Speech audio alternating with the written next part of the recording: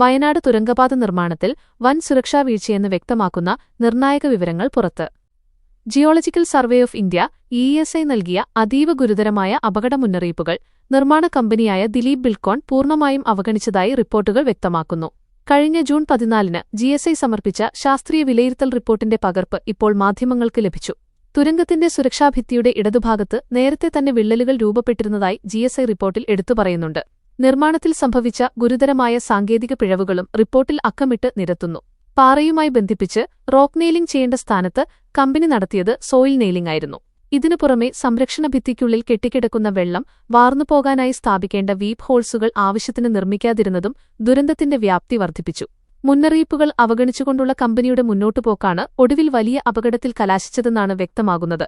അനക്കാംപൊയിൽ കള്ളാടി മേപ്പാടി ഇരട്ട YouTube road tunnel പദ്ധതിയുടെ north portal പ്രദേശത്ത് ജൂൺ 3 മുതൽ 11 വരെ നടത്തിയ സംയുക്ത ഭൂവിജ്ഞാന ഭൂസാങ്കേതിക പരിശോധനയ്ക്ക് ശേഷമാണ് GSI ഈ റിപ്പോർട്ട് തയ്യാറാക്കിയത്.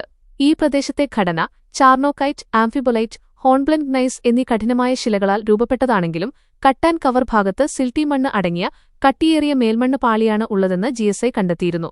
ജലം എളുപ്പത്തിൽ ഒഴുക്കിവിടാത്ത സ്വഭാവമുള്ള ഈ മണ്ണിൽ കനത്ത മഴയ്ക്ക് ശേഷം ജലസമ്മർദ്ദം കുറയാൻ ഏറെ സമയമെടുക്കും. ഇടതുവശത്തെ ചരിവിൽ ഏകദേശം 35 മീറ്റർ വരെ കനത്തിലാണ് ഈ മേൽമണ്ണുള്ളത്. ഈ ചരിവ് സുരക്ഷിതമാക്കാൻ ബെഞ്ചിംഗ്, മെഷ് ഉപയോഗിച്ചുള്ള ഷോട്ട്ക്രീറ്റ്, സോയിൽ നെയിലിംഗ് എന്നിവ ചെയ്തിരുന്നെങ്കിലും പലയിടത്തും വിള്ളലുകൾ വ്യാപിക്കുന്നതായും ചെറിയ മണ്ണിടിച്ചിലുകൾ ഉണ്ടാകുന്നതായും പരിശോധനയിൽ കണ്ടെത്തിയിരുന്നു.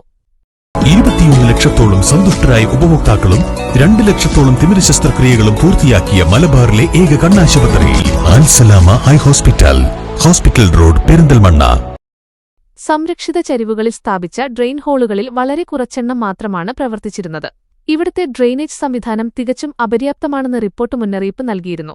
സ്ഥലപരിശോധന വേളയിൽ 1, 2, 3 ബെർമുകളിലെ വിള്ളലുകളുടെ വീതി ക്രമേണ വർദ്ധിച്ചുവരുന്നതായും 4-ാമത്തെ ബെർമിലെ ഡ്രെയിനേജിന് സമീപത്തെ വിള്ളലുകളിലൂടെ ചെളി കലർന്ന വെള്ളം ശക്തമായി പുറത്തേക്ക് ഒഴുകുന്നതായും കണ്ടെത്തിയിരുന്നു. ഈ വിള്ളലുകൾ ആഴത്തിലുള്ളതാണെന്നും ഇവയിലൂടെ മഴവെള്ളം ഉള്ളിലേക്കിറങ്ങി ആന്തരിക മണ്ണൊലിപ്പിന് കാരണമാകുന്നുവെന്നും GSI വിലയിരുത്തി. 3-4 ബെർമുകൾക്കിടയിൽ ഭൂഗർഭത്തിലൂടെ വെള്ളം കുത്തിയൊലിക്കുന്ന ശബ്ദം വ്യക്തമായി കേൾക്കാമായിരുന്നെന്നും റിപ്പോർട്ടിലുണ്ട്.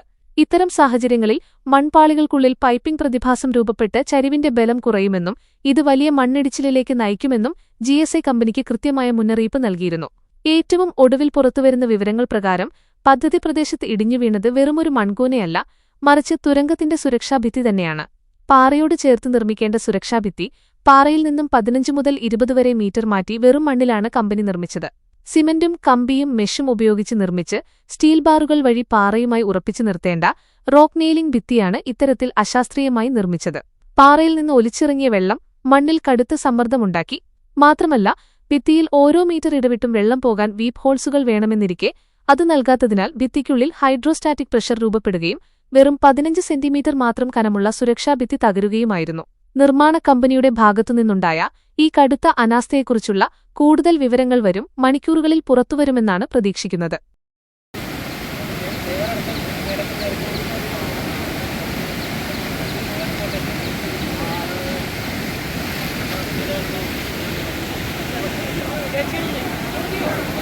Hey,